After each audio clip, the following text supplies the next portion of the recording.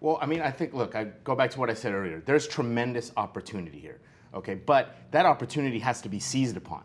And it's, I congratulate Chairman Pence and Eric Cantor and other folks who have taken a strong interest in this issue, but that's not enough. This has to resonate. There is division in the Republican Party, and I think that, it's okay to acknowledge that, and it's okay to deal with that heads on.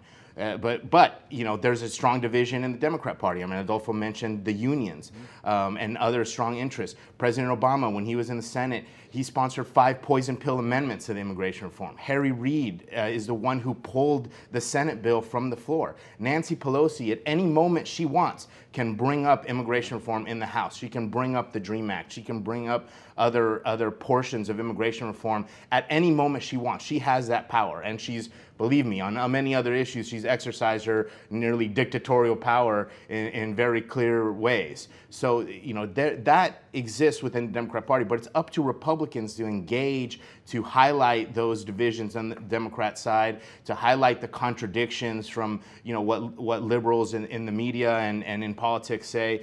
And they have to seize upon that opportunity. And they've started to take some baby steps, and that's great, but the journey of 1,000 miles begins with a single step, and they've taken a few, but they have a ways to go, for sure. I'll tell you though, I mean, I still believe that the Hispanic vote for Republicans is gettable, and it's gettable without having to pander, patronize, or compromise on principles. But we do have to engage. We have to get out there in the communities and talk about kitchen table issues that really matter. In addition to the values piece, we have to talk about kitchen table issues, and we're able to do that. We saw it in Virginia, for example, when Bob McDonnell ran for governor, and he was able to win a successful campaign with a significant margin of victory because he focused on things like jobs and improving the economy and creating an environment of opportunity where folks can be entrepreneurial and create a better life for themselves and their children. If we put it in those contexts, if we talk about the issues that matter to Hispanic voters, I think we can do so in a way that resonates with them, that they can seize upon that idea of a better future, not just today for themselves, but also for their children and the future generations. I think we have an opportunity, particularly with young voters, because those are the ones, the young voters that are coming up in the next 10 to 12 years, they're the ones that are going to be straddled with this huge, unsustainable, massive government debt. And they're the ones that believe that Social Security is not even going to be there for them at all. So we need to be able to talk to those young voters and say, the Republican Party is not the party of the rich, it's the party of creating opportunity and creating an environment where you can create a successful life for yourself and your children. Those types of issues we can talk to them about day and night. And I'm convinced if we focus on that, get back to basics, the basic principles of the party of limited government, lower taxes, strong national security, greater empowerment, greater environment of opportunity, I think we can capture that vote in the future. Do you have to, if you're going to have a chance, craft your message a little better?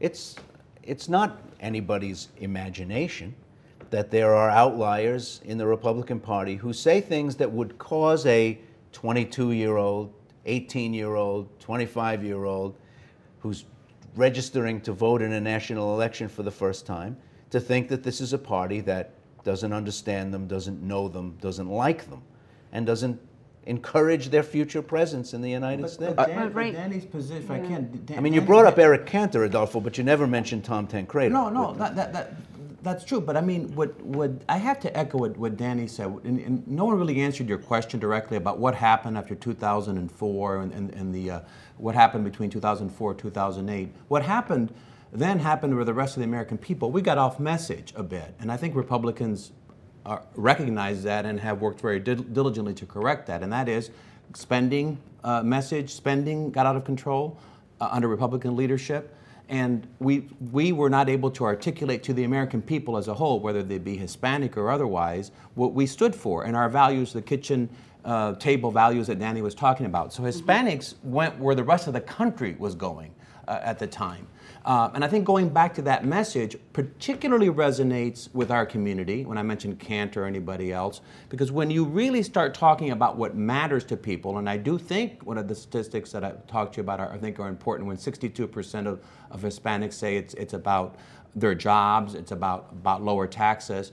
It's a community that, like most immigrant communities, that's entrepreneurial, that wants to work, that wants opportunities. As your piece indicated here, probably more socially conservative than most mainstream Democrats or the Democratic Party in general. And I think if we get that message out, the two messages of our social issue combined with the lower spending, the deficit issues, and opportunity and lower taxes, it's a winner. President Bush demonstrated that in 2004. But along with that 62% who say they'd like to pay lower taxes, we also have to recognize that Latinos are disproportionately in that portion of the American population that pays no federal income tax because they don't have a high enough income to pay federal income tax. Well, that's part of the Let me Democrat go strategy. to that. It's not 62%. It's 45% of the population that doesn't pay any federal income tax.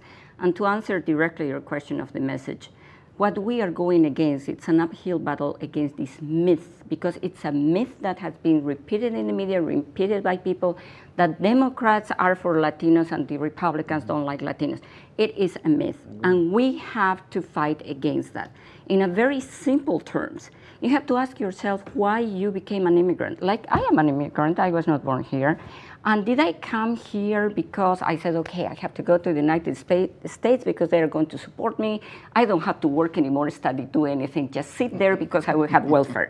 Do you really think I came to the United States because of that? No. I came here because I said, I will have the opportunity that I will not have in my native country. I can study hard, I can work hard, and I can succeed. And I came here with 2 kids. And my mother who was sick. And what happened? I succeeded because I did what the Republican Party stands for, self-reliance and personal responsibility. And that's what everybody can do. Let me add a little bit about marketing because I've got a marketing firm. So the first thing you do is you identify a target demographic, a target audience that you want to communicate with. You define a set of message points that you think resonates with that community, and you communicate with them. I think we've got, as Republicans, we've identified a target market that we want to communicate with. That's the Hispanic community. We've got a set of message points that I think can resonate and that are strong, that have, that can capture the imagination and so forth. I think what we fail to do is to engage and communicate with that community. And I think part of it is because there's a tendency to avoid what some people call identity politics. Some people call that pandering. I think it's just basic, simple, logical marketing. The Democrats have been doing this for eons and generations. That's what they are experts at. I think we need to get to a point as Republicans where we're not afraid to be able to communicate with that target demographic group. And if you think Republicans don't practice identity politics, you're dreaming. No. I'm saying whenever a national politician gets up on the stump and talks about real Americans, do you think they mean you? Do you think they mean me? Do you think they mean Maricruz? I'm talking about being able to target specific ethnic you think groups. they do. You think they do. But when they get up in certain places.